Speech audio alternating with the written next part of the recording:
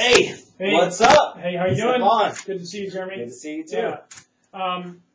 I'm Stefan Skirmerhorn with Frank Howard Allen Realtors. Jeremy Forcier, First California Mortgage.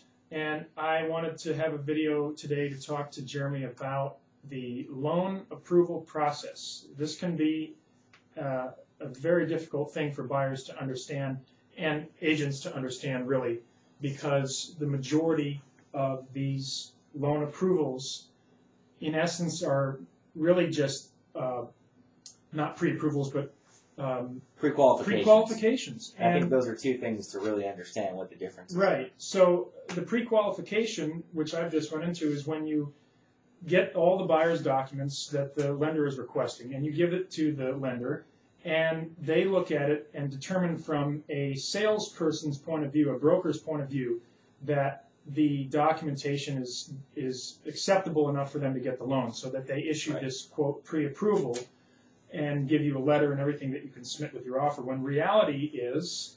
Well, reality is that is a pre-qualification. So I am a salesperson, right? Right. So the reality is that, of course, I'm going to get all of your stuff if you're giving it to me, and I'm going to be the utmost optimistic as I can possibly be with that documentation. Right. Because I'm a salesperson and I want to serve you.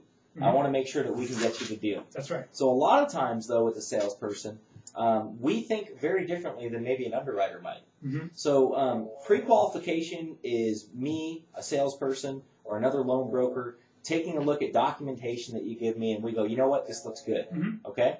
So the second level of what's called a pre-approval is when we actually take all that documentation and get it in front of an underwriter. Right. The person who's really making the ultimate decision. That's right. And evaluating the risk, and they issue a conditional loan approval with conditions on it. Yes. That will outline exactly what you can and can't do. Right, and the distinction here is that if you take option number one, which is getting this pre-approval, which is not a pre-approval but just a pre-qualification, and they say go for it, order your inspections, and we'll order the appraisal, which will cost your buyer $450 to $500 or more, depending on the size of the house.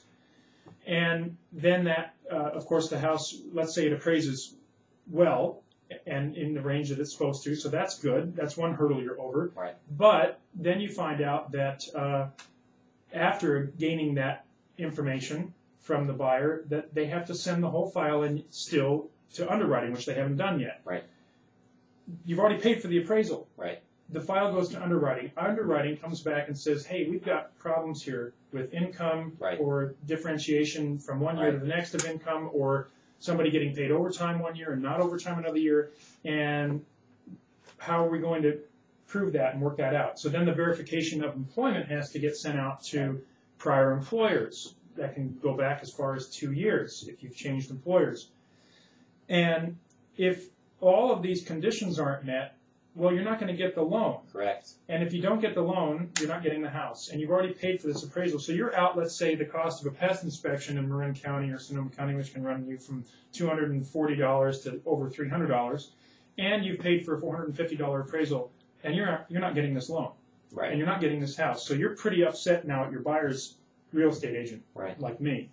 But when I work with somebody like Jeremy, that's not going to happen, because we're going to take this documentation from you as the buyer, and we're going to send it first through underwriting and have underwriting do the entire analysis of the file and come back with a true conditional approval of the loan. And if those conditions are met, then the loan will fund. So that gives the buyer time and the agent time to help the buyer work out these conditions.